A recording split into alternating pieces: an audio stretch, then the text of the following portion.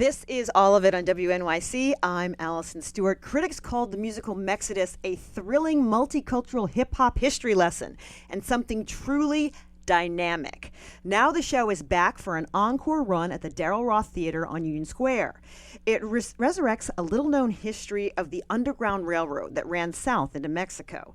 Researchers estimate between 5,000 and 10,000 people fled enslavement in the United States by migrating into Mexico, where slavery was fully outlawed in 1837. In the show, the history is reflected in the characters, Henry and Carlos.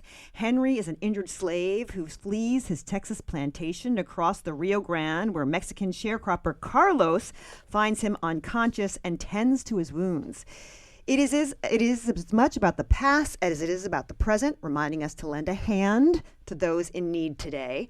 The musical is titled Mexodus. It is running at the Darrell Roth Theater. Whew, I'm out of breath. I'm sorry.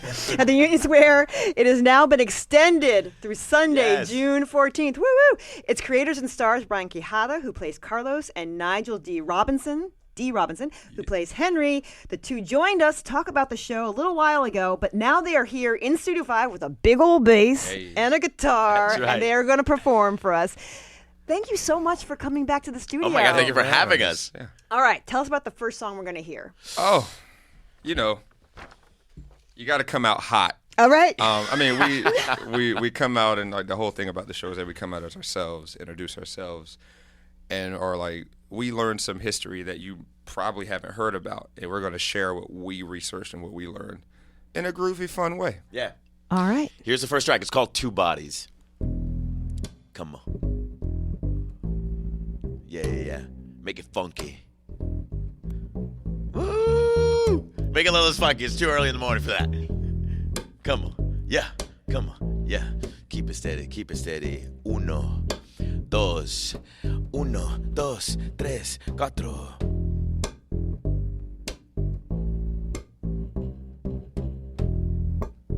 Look, Ma, no hands. Just into the loop machine just like that. 1,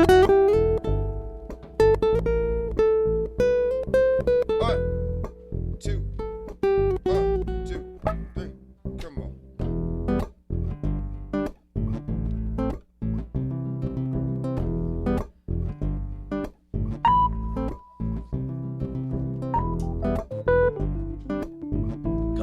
Come on, yeah.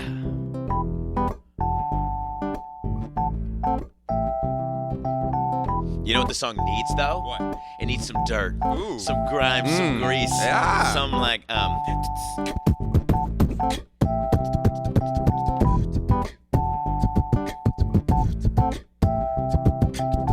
You know what else it needs, dog? What's that? A little something smooth on top. You know what I'm saying? Yes, smooth it over, baby. Come on.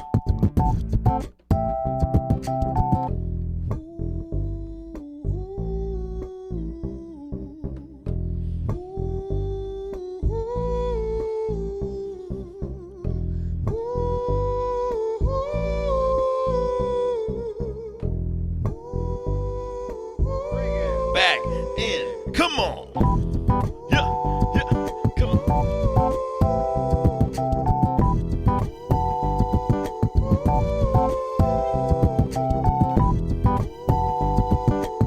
We only singing it cause that's the way we live with it. Oh, my dear Lord, give us some freedom, spare your pity, we don't need it like, oh, my dear Lord, have mercy on the pride. Go ahead and stare at us. We are two bodies in America. We bleed the same blood of this country, and stories we'll share with you.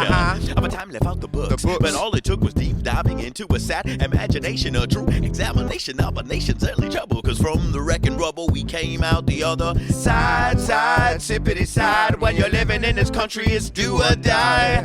And we can tell you how. Yeah, but let's break it down. Take those shackles off my hands, oh Lord, I'm free. Wow. And take that noose from round my neck, no stopping me. Take those shackles off my hands, oh Lord, I'm free. and there's no stopping me. No, there's no stopping me. Yo, my name is Nigel D. Robinson, a descendant of Mansa Musa, who was shipped from the east to the coast of Cuba, then up to America, land of the free. 400 years later, and here you have me, standing here before you with a new manifesto. Todos estamos juntos en esto. Let's They go. call me Brian Quijada. I'm a child of Latino immigrants, equivalent, no different than any founding participants who cross the sea across the border in order to build a life much better than the one they knew before. Just on the other side, struggled just to break it in. Also, once they made it in, fought hard to be accepted in a land that's barricaded in. So where did we meet in the middle? Yo, give them the truth. Okay, from 1829 to 1865, 4 to 10,000 slaves escaped to Mexico to thrive. Did you know this stuff? We didn't know this stuff. Did you know this stuff? We didn't know. Why?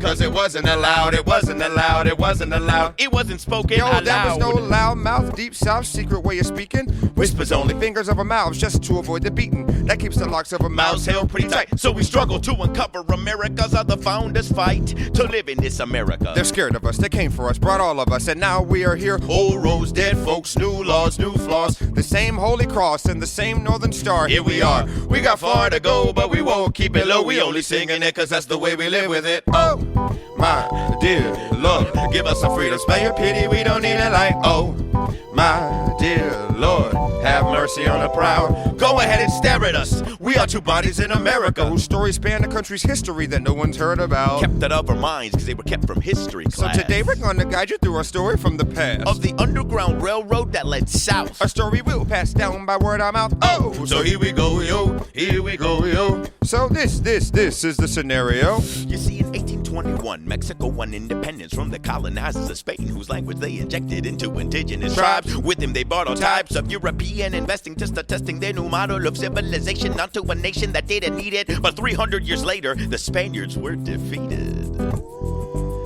Sound familiar? In 1821, Mexico celebrated their big victory. In 1829, Mexico said, good riddance to slavery. But on the other side of the divide, Mexico's neighbor to the north was a little far behind. Cause life and liberty was vital to the cause. But what gave them pause was major financial loss. The need to make money, money, make money, money, money. Make money, money, make money, money, money. Greed leads to many a war on earth.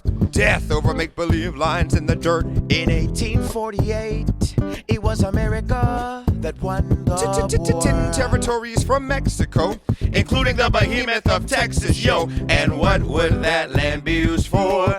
Oh Lord, to pick a bale of cotton. And what was slaves' most common chore?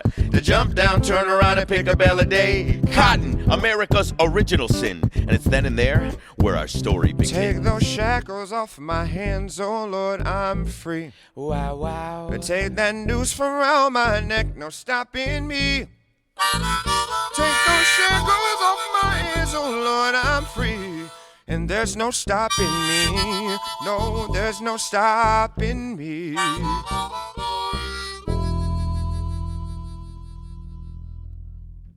Oh, we had a harmonica. We had just a at the very end, little bass. surprise. My guests are Brian Quijada and Nigel Robinson. They are Mexodus, which is performing at the Darrell Roth Theater in Union Square. It's extended through Sunday, June 14th. Brian, you could have told the stories many ways. Why did a musical make sense? Oh, wow. That's a great question. You know, Musicals always make sense. I love me a good musical. I just, it's there's a reason why we're so proud of it, I think. It's an American, it is as American as apple pie, musical theater. And I really truly believe that music they say it's the first language of humans, right? Yeah. It's the first way we communicated was through rhythm and beat and melody. And so I just think it's so powerful, to be able to sing these songs. We say we only sing in it because that's the way we live with it.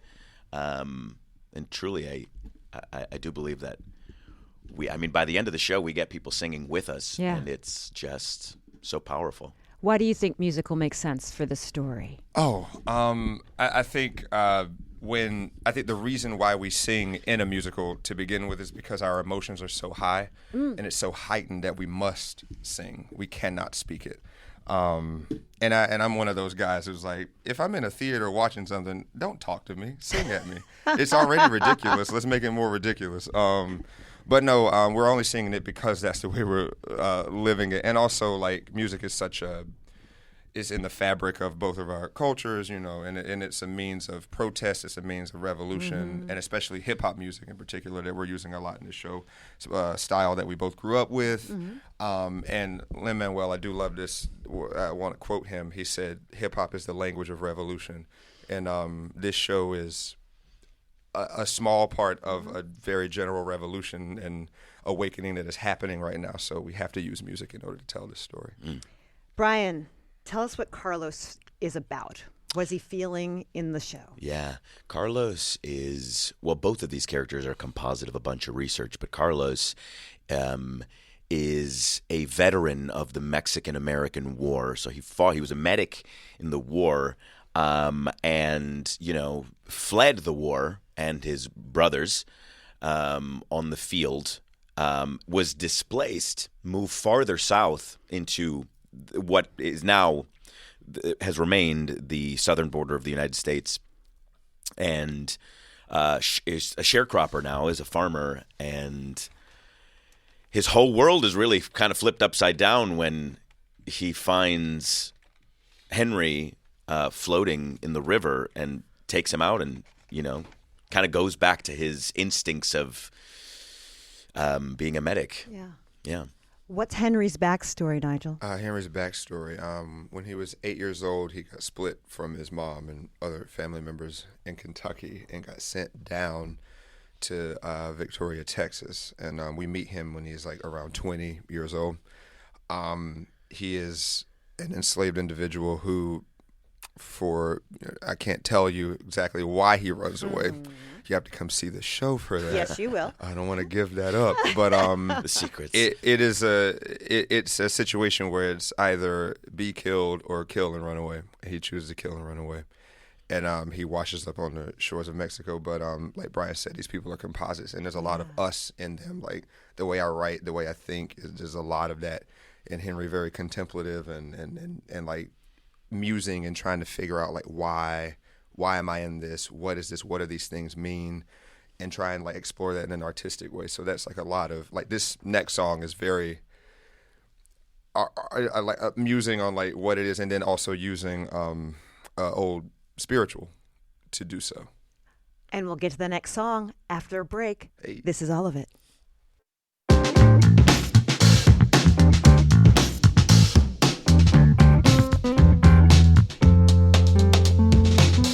You are listening to All of It on WNYC. I'm Allison Stewart. I'm in studio with Brian Quijada and Nigel Robinson. They make up Mexodus. It's an off-Broadway show about a little-known underground railroad that ran to Mexico. It's back for an encore run at the Darrell Roth Theater at Union Square through Sunday, June 14th. Okay, before the break, you promised us a song. I did promise a song. Wade in the Water. That's a Negro spiritual. Yes.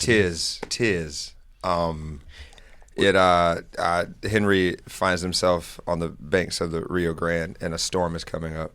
And for this moment, I was like, "What if you use some juxtaposition? Like use this like very, I mean, it's not calm, but it's like wade in the water as if the water is calm, but using that in the mind to get through this storm. So this is Wade in the Water."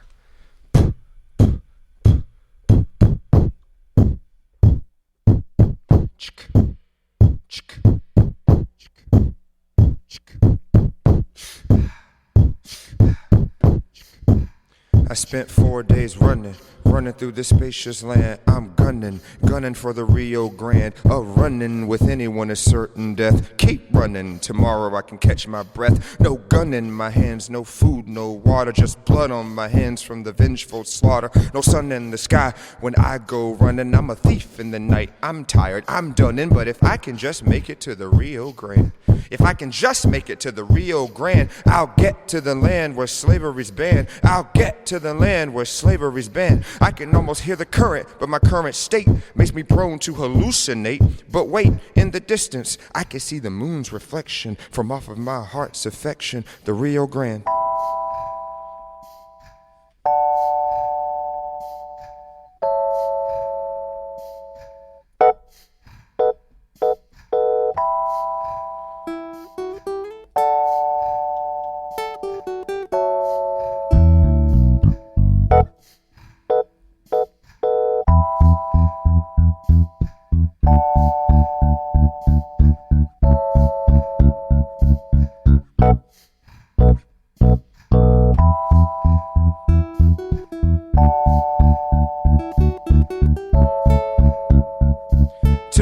glory of the Father is displayed. Just wade in the water.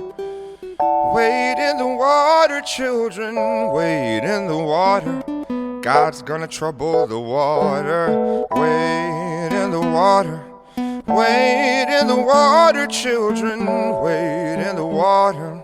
God's gonna trouble the water. I made it here, so now what? I can't swim, I never learned how, but I gotta figure out how to get across today. I probably should have put some thought into this on the way. Yo, I need a bush with a ram in it, or I need the Rio Grande to have a dam in it. I'm damned if I can't cross, cause I'm certain there's a search party waiting to take me back to the cotton field. Wait a damn minute, I remember I got a cup of water and I noted that a piece of cotton fell in and it floated. I see a cotton bale laying nearby, it's crazy, but I have to give it a try.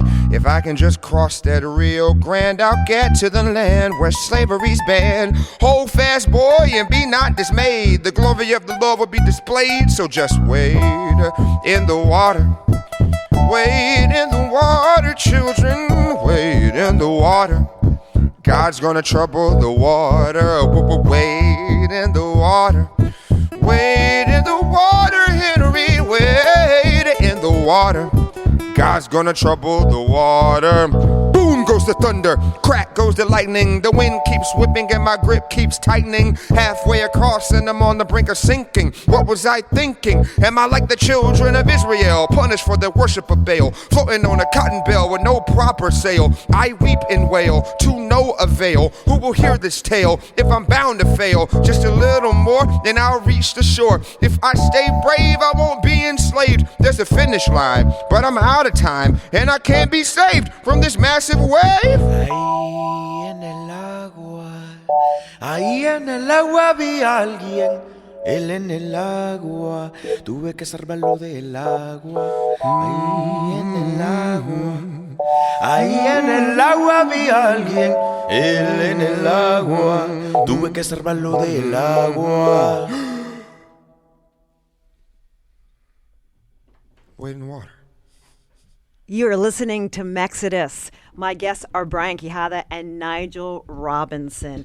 We just got a text that said, "This is extraordinary. Wow. Is there going to be a recording fantastico?" Yes. Interesting. Will there be a recording? Yes. There is. You know, you can go to mexodusmusical.com and pre-order it. It's coming out on Audible, the Audible platform, on April 15th. 14th. April 16th. April 16th. It is going to come out on one of those 3 One of days. those days. No, April 16th. April 16th for sure. We're dropping the entire album. It's the play through the Audible platform. You can go to mexodusmusical.com and pre-order it now. As you have sort of expanded to the Daryl Roth Theater, what have been the challenges of taking this play to a bigger space? Well, it's not bigger.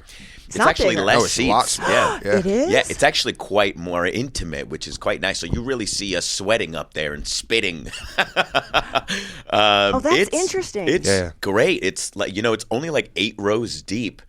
And so it's a truly you go in there, we're like talking straight Oh my gosh. to the audience. Yeah, it's amazing. It's a different kind of storytelling where you're not like trying to play up to the mezzanine and like play way back. Like we're like 10 feet away from the nearest true. audience member. What kind of reactions have you gotten from people being that close? Oh, people are more vocal. I mean, people Really? are more, I mean, we invite it. We say, hey, listen, you come here, you yell, you dance.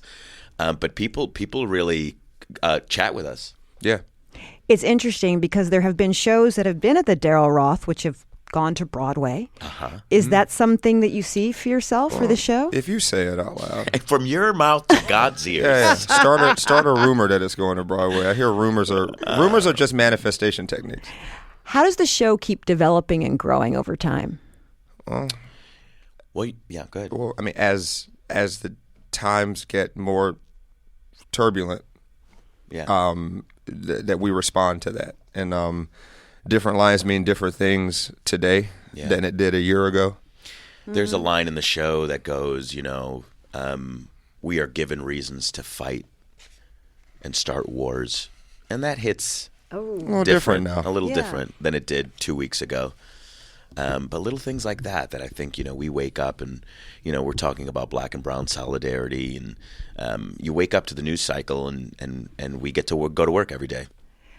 I understood there was a line in the show about Cesar Chavez. Yeah. Yes. Tell us a little bit about that and what you decided so just to do. recently, obviously the New York Times, I mean, a lot of news outlets came out with the allegations against Cesar Chavez, which is incredibly sad, and we feel terrible for the victims. And and kudos and respect to, California changing it from Cesar Chavez Day to Farm Workers Day. And so, there is a line in the show that was when we're talking about moments of Black and brown solidarity in history, and one of the places that we cited was Cesar Chavez joining to have the civil wrongs righted, we say. And we swapped it out with Dolores Huerta.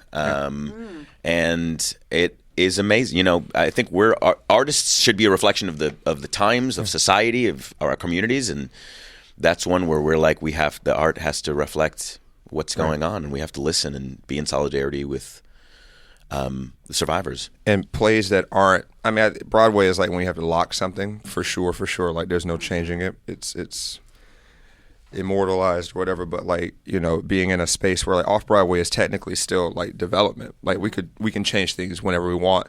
And I like to think of plays and musicals as living documents until they have to be set in stone. So this show is a living document, and if something happens and we catch it, we'll change it on the fly. Yeah. As artists, how do you see your role as artists in fostering these sort of critical dialogues about the society we live in? I think we get to express feelings in a different way. Rather than try to talk you into feeling something, we get to, what does that mean to the heart rather than words? But we get to put words on top of it. But we get to sing out feelings, and I think people don't like being preached at. They like being shown. They like being, so if I can invite you in and try to get you in a moment and not preach at you, but just show you something. I think my favorite thing about this show is that we're not preaching about solidarity. We're showing you what it can look like. Yeah. Brian hits a button for me, I'll record something. I hit a button for Brian. We're helping each other the whole time. So. And what it means for just two people to create an orchestra's worth of sound, I think. Yeah. What's amazing about being an artist is that we are able to kind of create balms. Yeah. I think people come into our theater thinking that they're gonna, the first third of the play is a slave narrative. We Nigel kind of goes into his ancestral history with it, but by the end, you are dancing with us and singing with us, and I think it is an act of rebellion. It is a triumph to be singing in times of, I think, troubled times, and so it's quite moving for us, healing for us to be able to do the show, but also for our audiences who I think need a place to sing and dance. Let's hear one final song. What are we going to hear? It's called Libre. Libre means free.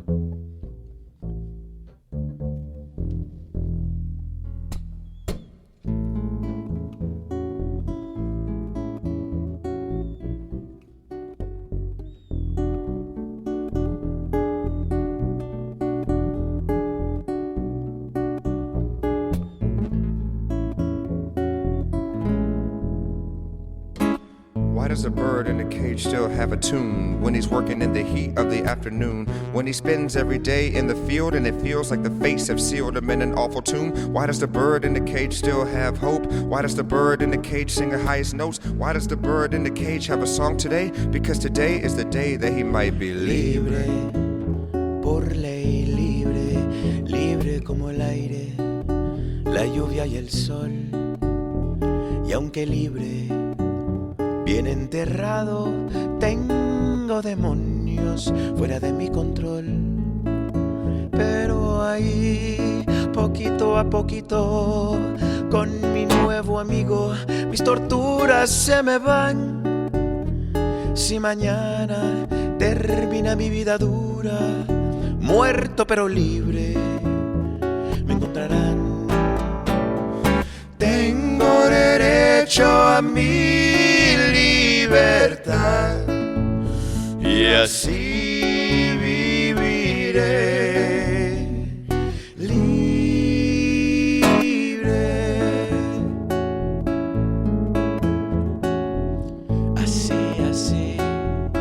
Así bien libre.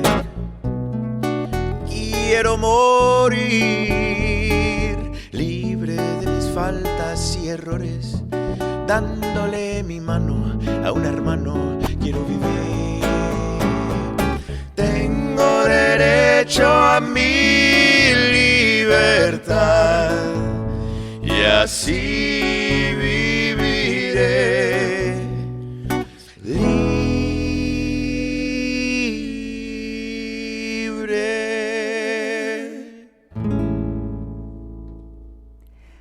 That was Brian Quijada and Nigel Robinson. They are part of the off-Broadway hip-hop musical Mexodus. It's back for an encore run at the Darrell Roth Theater on Union Square through Sunday, June 14th. You should definitely go see it. It is a great, great show. And the album is dropping April 16th. Yes, that is the date we landed on. Thank you so much for coming in and performing for us. Oh, you're the best. Thank you for having us.